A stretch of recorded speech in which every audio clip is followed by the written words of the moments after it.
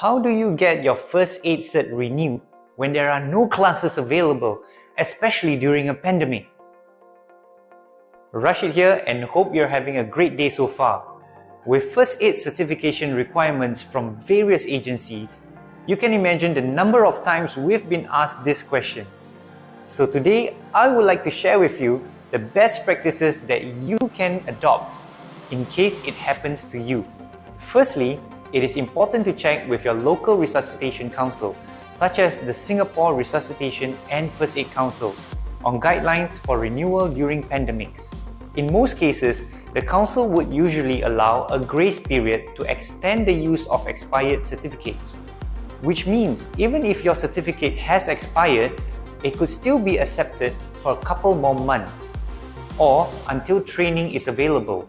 However, this leeway may not benefit a new organization or one which may not already have sufficient number of certified first aiders at work. In this case, mandatory first aid requirements may not be met until new first aiders receive their training.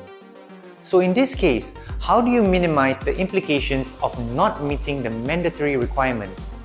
Well, here are some recommendations. Share first aiders. If your organization has several branches or departments, you could potentially loan certified first aiders over to your department or branch. If this is not possible, then try to work out something with your neighbors. If your neighbors have certified first aiders, you could possibly try to work out an arrangement with them, such that their first aiders can also respond to incidents within your premise. You will need to work out the details on activation and response procedures. Take advantage of blended programs. Most first aid certification courses these days come with blended options, which essentially means that the theory component of the courses can be completed online, while the practical session is done in class. Being in the process of completing your first aid course is way better than not starting anything yet, especially if you have completed the whole theory component online. This means that at least you have the knowledge and skills to assist medical emergencies that could potentially occur around you, such as heart attack, fainting, fits, or asthma. Some first aid courses can even be completed fully online. They may not be sufficient to fulfill mandatory requirements, but they can be used to equip new first aiders to play supporting roles to assist certified first aiders in an emergency. It's a good idea to have some backup, especially when the number of certified first aiders do not meet the mandatory requirement yet. Register for other online first aider training. Apart from certification courses, you can also proactively look at other online first aider training to increase the proficiency of your first aiders. For example, courses that cover the application of first aid equipment, management of first aid logistics, or performing first aid under specific conditions such as pandemics or during a disaster, or related courses such as fire warden training and business continuity planning can project an image of high-level responsibility by the organization, further increasing the level of trust and respect.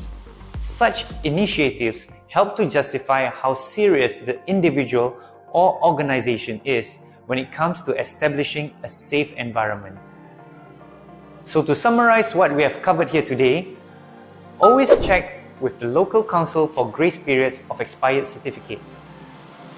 If your organization lacks certified first aiders, look at alternative arrangements such as sharing first aiders.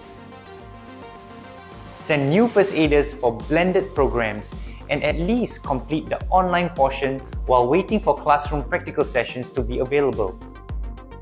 Train others to support first aiders by sending them for online first aid training. Go for other forms of first aider training to improve the proficiency and capabilities of first aiders, such as management of first aid logistics or performing first aid during pandemics or major disasters. So I hope this video helps. If you've enjoyed it and found it useful, do let us know in the comments section below. And please show your support by hitting the like button and subscribe to our channel for more useful updates like these. Well, that's all we have for you today. Thank you so much and we'll catch up again soon.